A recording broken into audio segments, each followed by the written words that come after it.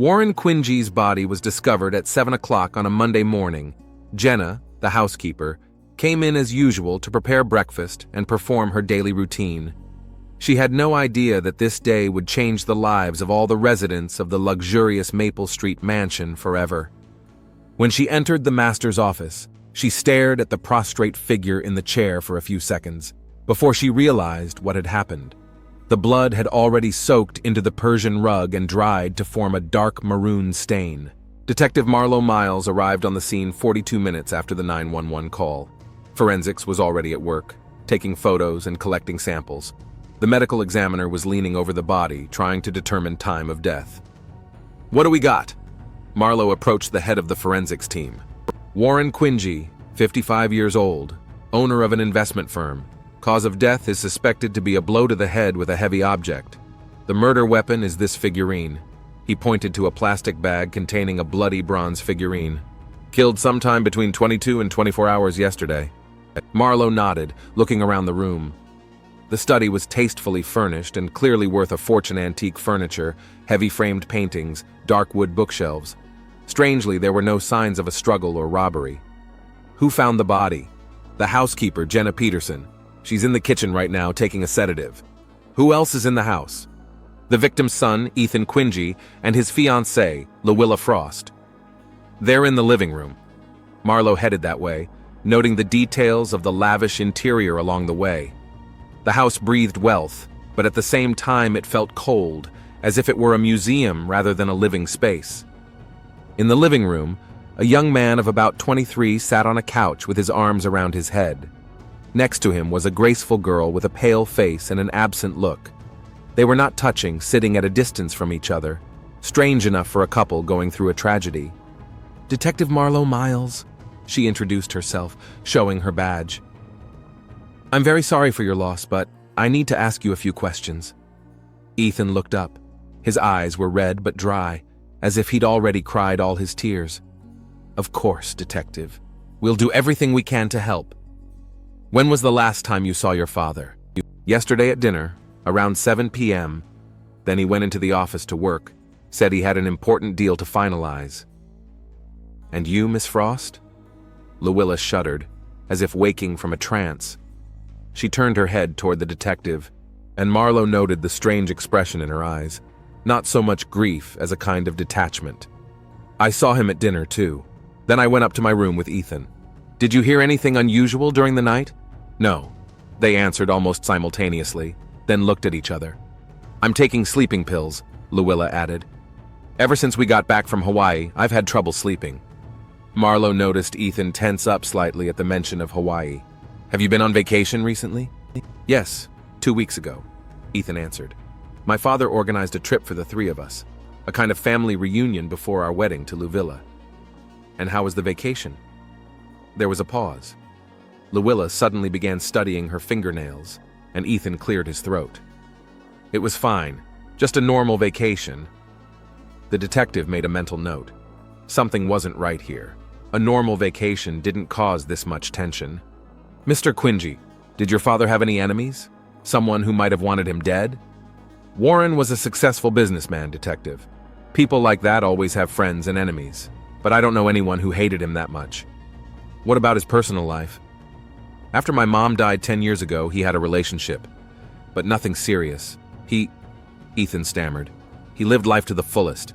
Marlo caught Louilla's gaze, which flashed something akin to disgust. "Miss Frost, how long have you known the Quincy family?" "Almost 2 years. Ethan and I met at the university." "And your relationship with Warren?" "Normal," she answered too quickly. "He's been kind to me." Ethan got up from the couch. "Detective, I'm sorry, but we're still in shock. Maybe we can continue this conversation later." Marlo nodded. "Of course, but I'm going to need to take a look around the house." While the forensics team continued their work in the office, Marlo methodically went through the rooms on the second floor. Warren's bedroom looked untouched. The bed wasn't crumpled, everything was in its place. In the bathroom, she noticed an impressive array of pills in a cabinet, many with prescription labels. Back in the study, she began to examine the deceased's desk. The drawers were filled with business-related papers, but in the bottom drawer, Under a stack of documents, she found a medical report. Marlowe quickly looked through it. Date: a year and a half ago, a report from Dr. Harold Davis. Fragments of text caught her eye. Positive result: need for regular antiretroviral medication, discussion of risk of transmission. She carefully put the document back and closed the drawer. When Marlowe came downstairs, Ethan was talking to a newly arrived middle-aged man in an expensive suit. "Detective, this is Andrew Burns, our family's attorney." Burns nodded, shaking the detective's hand. "A terrible tragedy. I will cooperate with the investigation in all matters relating to Warren's cases." "You knew him well?" "For over 20 years. We were business partners as well as friends." "Did he seem troubled or worried lately?" The lawyer thought for a moment. "In the last 2 weeks, yes, definitely. After he came back from Hawaii, he wasn't himself. Said he'd made a mistake that could ruin everything." "What kind of mistake?" He wasn't specific. Warren was always secretive when it came to personal problems. Marlowe shifted her gaze to Ethan, who stood nearby, listening intensely. "Do you have any idea what kind of mistake this could be about?" "No," he answered, averting his eyes. "Dad didn't share his problems with me." The detective decided to drop the subject for now. "Mr. Burns, who will inherit Warren's estate?" "Well, according to the will, Ethan gets the bulk of it. There are a few charitable donations and small amounts for some of the employees who worked with him over the years." "When was the last will made?" "About 3 years ago, after Ethan graduated from college. The doorbell rang. One of the officers let in a short, older man with kind eyes and a gray beard. "Dr. Davis," he introduced himself. "Jenna called me. I'm the Quingy family doctor." Marlowe immediately remembered the name from the medical report. "Doctor, I'm Detective Miles. May I speak with you privately?" They went into the small dining room. Marlowe closed the door tightly. "Dr. Davis, I found a medical report in Warren Quingy's desk. Were you aware of his condition?" The doctor tensed but nodded. "Yes, of course. I've been monitoring him since his diagnosis." "HIV?" "Detective, I can't discuss the medical details of my patients, even after they're dead. That's doctor-patient confidentiality." "Doctor, we're investigating a murder. Any information could be important." Davis sighed. "Yes, Warren was diagnosed with HIV about a year and a half ago. He was taking medication regularly, and his condition was stable." "Did he tell anyone?" "Not that I know of. Warren was very concerned about the reaction of those around him, especially his son. He asked me to keep it strictly confidential." "When was the last time you saw him?" 4 days ago. He came in for an appointment, complained of stress. Said he'd made an unforgivable mistake." "What kind of mistake?" The doctor shook his head. "He wouldn't say. But he was very troubled. I'd never seen him so depressed." Marlowe returned to the office where the forensics team was finishing their work. On the desk was a photograph of Warren, Ethan, and Luella on the beach, all smiling, happy. Judging by the palm trees in the background, it was in Hawaii. The detective took the picture, studying the faces. Something had happened on that trip, something that had ruined the relationship between the 3 men. In the living room, she found Luella alone. The girl sat with her arms wrapped around herself as if she was cold despite the warm day. "Miss Frost, may I have a moment?" Luella looked up with a look of wariness in her eyes. "Are you not feeling well?" Marlowe asked. "It's just shock, and I have a migraine. I noticed a lot of medication in Warren's bathroom. Are you on some kind of medication too?" The girl froze, her eyes widening. "What makes you say that?" "Just a question. You mentioned sleeping pills and you don't look so good right now." Yeah, I've been having some health problems. It's nothing serious." "Did it start after Hawaii?" Luella stood up abruptly. "I don't see what this has to do with Warren's death. Please, detective, I need to lie down." Marlowe didn't bother to detain her. She gathered her notes and approached the head of the forensics team. "Finished?" "Yeah, they took the body to the morgue. We'll have preliminary results tomorrow morning." "Did they find anything unusual? Apart from the lack of signs of forced entry?" "No. But the odd thing is, we found fingerprints on the statue that killed Quingy, but they didn't belong to anyone in the house. So the killer could have been an outsider?" "It's possible. Or someone had carefully wiped their prints off and left someone else's." Marlowe nodded and took one more look around the mansion before leaving. A quiet suburb of Cleveland, a luxurious house, an outwardly prosperous family. And somewhere in that picture lurked the terrible secret that had led to the murder. What happened in Hawaii? What mistake did Warren Quingy make, and who benefited from his murder? Marlowe felt that the answers to these questions were connected and was determined to untangle the tangle. Marlowe Miles sat in her office, studying the crime scene photos. A light drizzle drizzled outside the window, a gray Tuesday that matched her mood. The phone rang, interrupting her train of thought. "Detective Miles," she answered. "Marlowe, it's Dr. Lawrence from the morgue. I've finished the preliminary autopsy on Warren Quingy. What do you got?" Cause of death is confirmed blunt force trauma to the head. Time of death between 251 hours and midnight, but there's something else you might be interested in. I'm listening. Mr. Quingy was HIV positive, apparently infected several years ago. He was on antiretroviral therapy. We found the drugs in his blood. Marlowe remembered the medical report found in the victim's office. "Thank you, doctor. It confirms my suspicions. Anything else?" "There are some strange marks on his body, on his wrists and shoulders, like struggle marks. They appeared shortly before death." "So it's possible he struggled with his attacker?" "Probably. We'll have a full report by tonight." Marlowe hung up the phone and leaned back in her chair. The picture was beginning to take shape, but many of the details still didn't make sense. She decided to visit Dr. Davis again to get more information about Warren Quingy's health. Dr. Davis's clinic was located in a quiet neighborhood on the outskirts of Cleveland. Once inside, Marlowe felt the calm atmosphere of a place where patients felt secure. The doctor welcomed her into his office, offering her a cup of tea. "I didn't expect to see you again so soon, Detective," he said, sitting down across from her. "The autopsy results confirmed Warren Quingy's HIV status.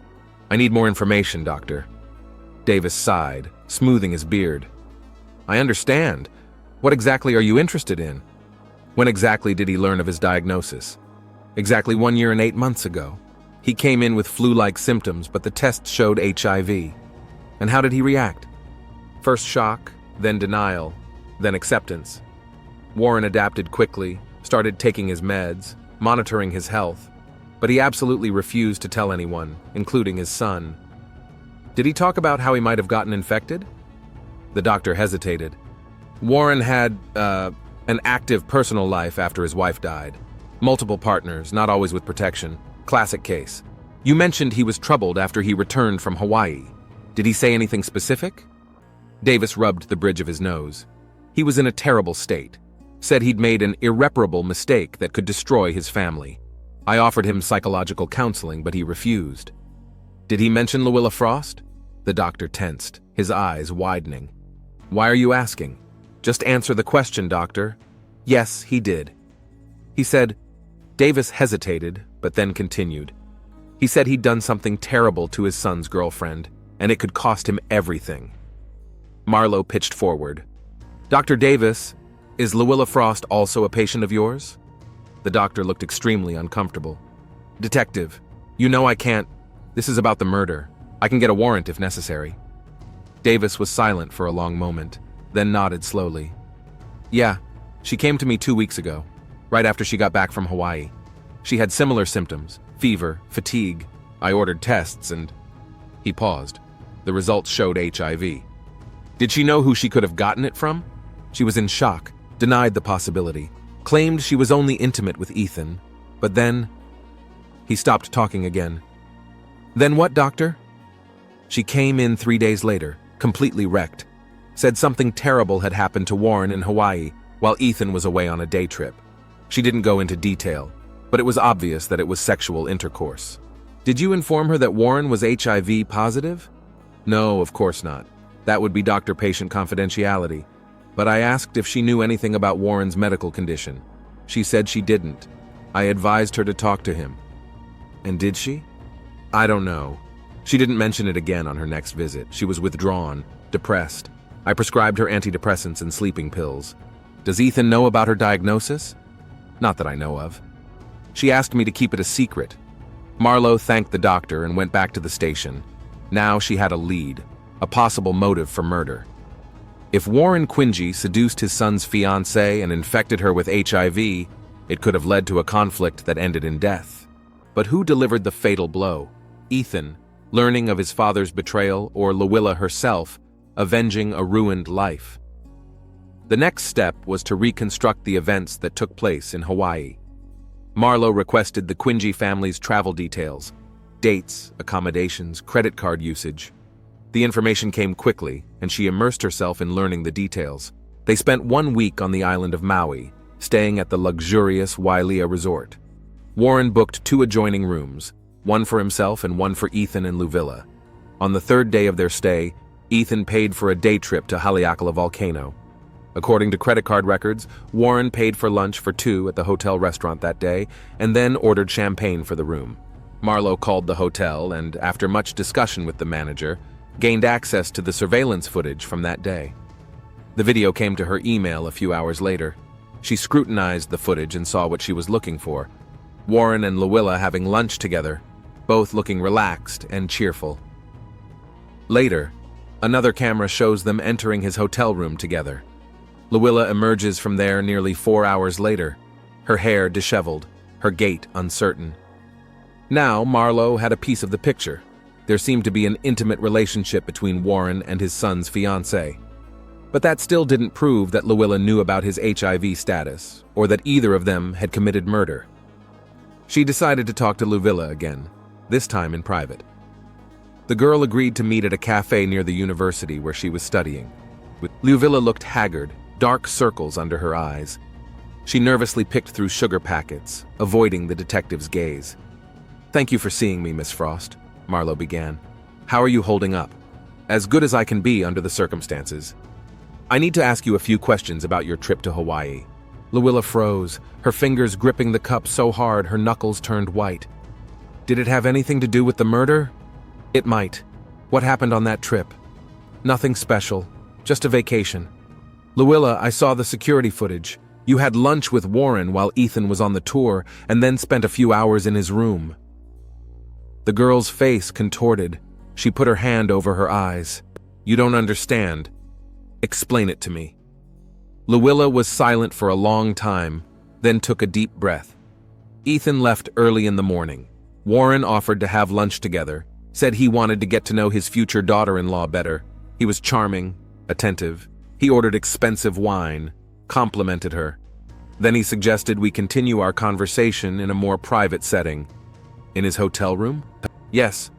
I agreed, seeing no harm in it. "He kept pouring champagne. I drank too much. He started saying I was too beautiful for his son, that I deserved better. Then he kissed me. I tried to stop him, but..." Her voice trembled. He was persistent. "Said if I turned him down, he'd tell Ethan that I'd seduced him myself. Who would believe me against Warren Quingy?" "Did he force you?" "Not physically, more like psychologically.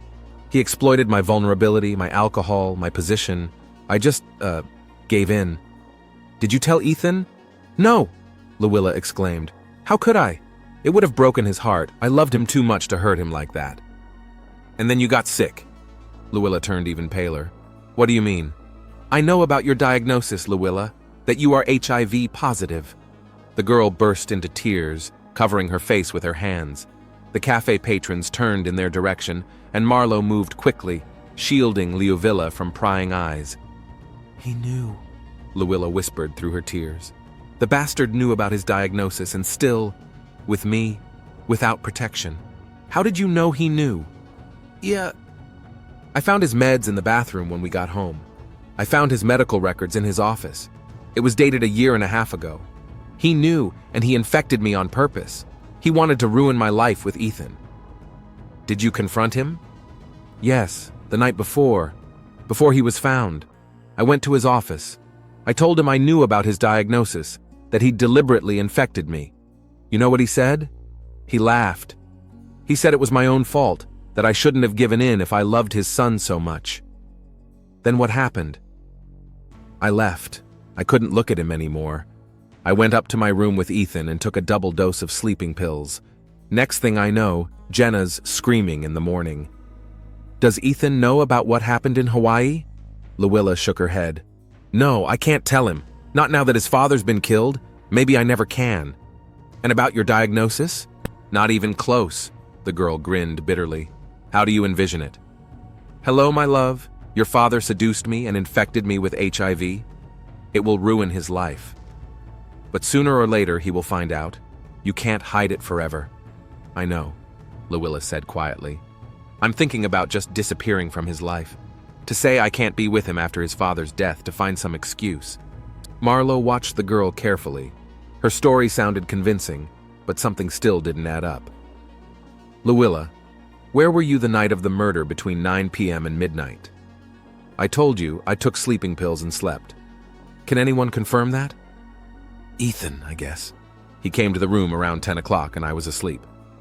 Where was Ethan before that? I don't know. He said he was working at the library. He had a deadline on his thesis. Marlo made a mental note to check that alibi. One more question. Had you ever been in Warren's office before the night you found his medical records? Luilla hesitated a moment. Sometimes. He was showing me his collection of antiquarian books. Did you ever pick up the bronze statue that was on his desk? A statue? Luilla interrogated. Oh, you mean Athena? Yes, once. Warren said it was a gift from an important client, brought back from Greece. I admired it, held it in my hands. When was this? About 2 months ago, I don't remember exactly. Marlo nodded, recording that information. Now it was clear why Luilla's fingerprints had been found on the murder weapon. They could have been there long before the crime. After meeting with Luilla, the detective decided to check Ethan's alibi. She went to the university library and talked to the staff. Indeed, Ethan Quingy had been there the night of the murder, checking in at 8 p.m., but leaving at about 9:30, not 10, as Luilla had said. Back at the station, Marlo found an envelope on her desk with the full autopsy report reading it. She noticed another important detail. Traces of skin had been found under Warren Quingy's fingernails, and the DNA matched Ethan's. This could mean that there had been a struggle between father and son just before his death. Now she needed to talk to Ethan, but first Marlo decided to take another look at the crime scene. At the Quingy mansion, she went straight to the study where the murder had occurred. The room had already been cleaned of blood, but it was unoccupied. Ethan had said he couldn't be there after what had happened. Marlo methodically examined every corner, trying to imagine how the events of the fateful evening had unfolded. In the desk drawer, she found a small notebook she hadn't noticed the first time. Flipping through the pages, she came across an entry dated the day she returned from Hawaii. What have I done? Luilla, I shouldn't have, but I couldn't resist. She's so beautiful, so young, and now my sickness has become her sickness. How will I tell Ethan? Maybe I should deny it if she decides to tell. Who will believe her against me? On the next page was another entry, dated the day of the murder. Luilla knows. She found my meds, guessed everything. Threatens to tell Ethan if I don't confess myself. But I can't. It would ruin everything. I have to convince her to keep quiet at any cost. Marlo photographed the notes and continued her search. In a trash can, she found a crumpled piece of paper, a printout of a plane ticket in the name of Warren Quingy, departing the morning of the day following the murder. A one-way flight to Mexico. The picture was slowly taking shape. Warren Quingy, learning that Luilla had discovered his secret, planned to flee. But someone had thwarted that plan with a fatal blow. Was it Ethan, who learned of his father's betrayal and infected Fiancée? Or Luilla herself, determined to get revenge? Or were both involved? Marlo decided to talk to Ethan. Now she had enough information to corner him. She called him and arranged to meet him at the station. The rain intensified, turning the streets of Cleveland into mirrored rivers. Detective Marlo Miles sat behind the wheel of the squad car, heading back to the Quingy mansion. Ethan had called in the morning, saying he'd found some important papers from his father that might be relevant to the investigation. Marlo didn't particularly believe in their value, but any lead now would do. As she pulled up to the house, she noticed that one of the windows on the second floor was lit, despite the daylight hours. Probably Luilla and Ethan's room. Jenna opened the door after the first bell rang, silently led the detective into the living room, and withdrew. Ethan was sitting on the couch, going through some folders. Detective Miles, thank you for coming. He looked pale and gaunt. I was going through my father's things and I found these documents. I think they're important. Marlo took the outstretched folder.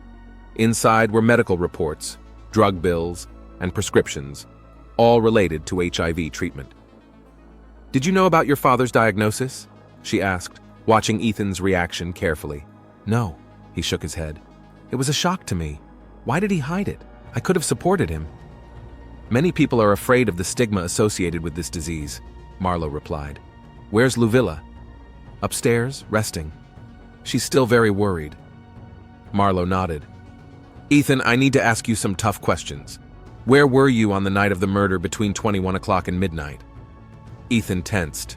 "I already told you, at the library, working on my diploma. Then I got home around 10 and was with Luvilla.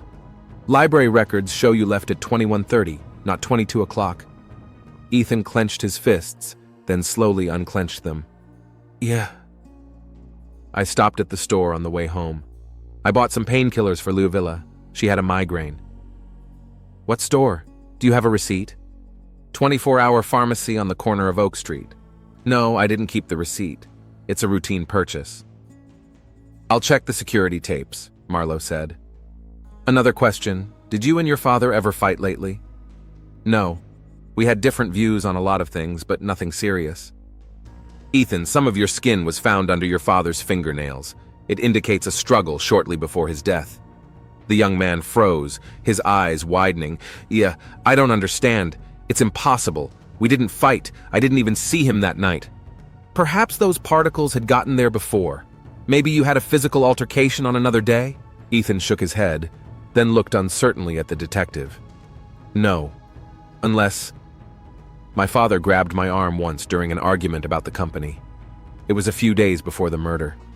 He clawed hard at my wrist, probably scratched it. But it wasn't a real fight." Marlowe nodded, making a mental note. It sounded lame, but it was worth checking. "I'd like to take a look around Luvilla's room, if possible." "Why?" Ethan asked warily. "Standard procedure. I need a complete picture of the house and its inhabitants."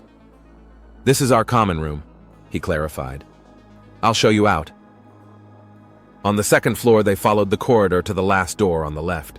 Ethan knocked softly. "Luvilla, may I come in? Detective Miles is here." There was no response.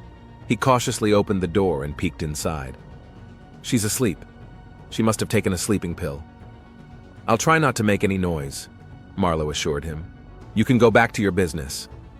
Ethan hesitated, but then nodded and walked out, leaving the detective alone with the sleeping Luvilla. The room was spacious and bright, with a large double bed on which the girl slept. Marlowe looked around cautiously. On the dressing table were vials of medication, antidepressants and sleeping pills prescribed by Dr. Davis. In a dresser drawer, she found several pictures of Ethan and Luvilla, happy, laughing. One picture showed them on the beach, probably in Hawaii, before that ill-fated day. Marlowe opened the drawers carefully, being careful not to move anything.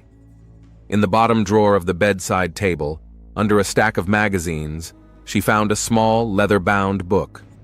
Opening it, the detective realized it was Luvilla's personal diary. Normally, Marlowe respected privacy, but now she was investigating a murder. She flipped through the pages quickly, looking for entries made during and after the Hawaiian trip. Here they were, emotional, confused lines, written with a trembling hand. March 23rd. Hawaii was supposed to be paradise, but it turned into hell. Ethan left on a field trip. Warren suggested we have lunch together. He was so attentive, so charming, said I was special, that I deserved better than Ethan could give me. I laughed, thought it was a joke. Then there was champagne, too much champagne. His number, his hands on my skin. I said no, but not loud enough. Now I feel dirty, betrayed, guilty. How am I going to look Ethan in the eye? I love him, but I betrayed him with his own father. Warren said it would be our secret, said Ethan would never know if I kept quiet. What am I supposed to do? A few blank pages followed, and then an entry made well after she'd returned. April 5th, I am ill. Dr. Davis took some tests. God, let it just be the flu. April 7th, it's not the flu, it's HIV. How is that possible? I've only been with Ethan and Warren. Ethan can't be a carrier. We were both tested before we got engaged. So, no, it can't be. Could it be that Warren knew and still... I need proof. April 10th. I found his meds, Antiretroviral therapy prescribed a year and a half ago. He knew, and still he seduced me, infected me. Why? To ruin my relationship with Ethan, out of jealousy, out of some twisted sense of possessiveness? I hate him. I hate him. The last entry was made on the day of the murder, April 12th. I told Ethan everything about Hawaii, about Warren, about my diagnosis. He didn't believe it at first, thought I was crazy. Then I showed him the test results, told him about Warren's meds. I've never seen him so furious. He went to his father. I begged him not to do anything stupid, but he wouldn't listen. He said he'd just talk. I took a sleeping pill and went to sleep. I woke up to a noise. Ethan was back, shaking. Said he'd had a fight with his dad, but it was okay. He smelled like whiskey. He lay down next to me, but I could feel him shivering all night. What did he do? Marlo quietly closed the journal and returned it to its place. Now she had the full picture. Luilla had lied about not telling Ethan, and lied about not seeing Ethan after he returned that night. Glancing over at the sleeping girl, Marlo noticed that Luilla hadn't moved the entire time, her breathing even but too shallow. The detective quietly left the room, covering the door. Downstairs, she found Ethan in his father's study. He was standing at the window, looking out at the rain. "Ethan," Marlo addressed him, "I think it's time we had a frank talk." He turned. His face was impassive. "What are you talking about?" "About what happened the night of the murder. That Luilla told you everything. About Hawaii, about your father, about her diagnosis, and that you went to confront him." Ethan was silent for a long moment, then slowly lowered himself into the chair, the same one where his father's body had been found. "She shouldn't have told you." "She didn't. I found her diary." He grinned bitterly. "Luilla was always too frank in her entries. I told her it was dangerous." "Tell me what happened." Ethan rubbed his face with his hands, then straightened up. "That night, she finally confessed to me, told me how her father had seduced her in Hawaii, how she'd then found out she had HIV, how she'd found his medication, and realized he'd known about his diagnosis. I didn't want to believe it at first. I thought she was making it up, that it was some kind of bullshit. But then she showed me the results of her tests, told me details that couldn't be made up." He stopped talking, staring into the void. "And what did you do?" Marlo asked softly. "I went to see him. He was here, in his office, working late as usual. I asked him if it was true. You know what he did? He laughed, said that Louisville wanted it, that she seduced him, not the other way around, that she wasn't as innocent as she wanted to appear." Ethan's voice shook with restrained rage. I didn't believe him, told him I knew about his diagnosis, that he'd intentionally infected her. He stopped laughing, said that yes, he knew about his HIV, but he didn't think he could infect her after one time, that it was a mistake, an unfortunate accident. Can you imagine? An unfortunate accident that ruined the life of the woman I loved? What happened next? I lost control. I attacked him. We struggled. He pushed me away. I fell. He started yelling that he'd kick me out of the house, that he'd disinherit me, that he'd destroy me and Leo Villa if we told anyone. Ethan fell silent, his eyes staring back. And I saw that statue on the table, Athena. I grabbed it and... He made a vague gesture. I don't remember how many times I hit it. I only remember the look of surprise on his face after the first blow, as if he couldn't believe I dared to raise my hand against him. And then, nothing. What did you do then? Sobered up, realized what I'd done, wiped the statue, though I'm not sure how thoroughly. Went back to our room. Louisville was asleep, or pretended to be. Does she know? I think she knows, but we haven't discussed it. I told her this morning I just talked to my dad, had a fight, but nothing serious. When Jenna found the body, I acted shocked. I don't know if Luilla believed it, but she didn't ask any questions. Marlo took a long look at the broken young man in front of her. There was no remorse or fear in his eyes, only weariness and desolation. Ethan Quingy, you are under arrest on suspicion of the murder of Warren Quingy. You have the right to remain silent. As she read out the rights, Luilla appeared in the doorway. She did not look surprised, only infinitely sad. I heard everything, she said quietly. I was awake, and it was my fault too. If I hadn't told him... No, Ethan interrupted her. It wasn't your fault. It was my choice, my actions. He turned to Marlo. I did it, and I have no regrets. He ruined her life, our life. He deserved what he got. Luella walked over to him, took his restrained hands in hers. I will wait for you, as long as it takes. You don't have to, he replied softly. Your life is broken enough as it is. Start over. Forget us, me and him. Detective Miles, Luella turned to Marlo. I want to testify. I confirm everything I wrote in my journal, and I'm willing to testify in court. Marlo nodded. That might help. Given the circumstances, the court might consider murder by passion, which would greatly mitigate the sentence. Half an hour later, other officers arrived and took Ethan away. Luella stood at the window, watching the police car disappear into the rainy gloom. Her shoulders slumped, but her back remained straight. What now? She asked without turning around. The trial, Marlo answered. Months of litigation. You'll need a good lawyer. And then? After that, life goes on. Different, but it goes on. Luella nodded, still looking out the window. I loved him, you know. Ethan, not Warren. Loved him so much I was ready to take our secret to the grave. And now it's ruined. Not everything, Marlo said softly. You're young. You have a future. Modern medicine allows people with HIV to live a full life. But not the life I dreamed of. Rarely do people get exactly the life they dreamed of. Marlo walked toward the door, then stopped and turned around. Did you know what he was going to do when he went to see his father? Luella finally turned, her eyes dry and clear. No. But somewhere deep inside, I hoped Warren would never hurt anyone again. So maybe some of the blame lies with me too. As Marlo drove away from the Quingy mansion, the rain had almost stopped. The sun peeked through breaks in the clouds, illuminating the wet streets. She thought of the three people whose lives had become so tragically intertwined. Warren, selfish and cruel, ready to destroy his own son's happiness. Luella, who had been a pawn in someone else's game and had paid a terrible price. And Ethan, who had lost everything in an instant: father, freedom, future.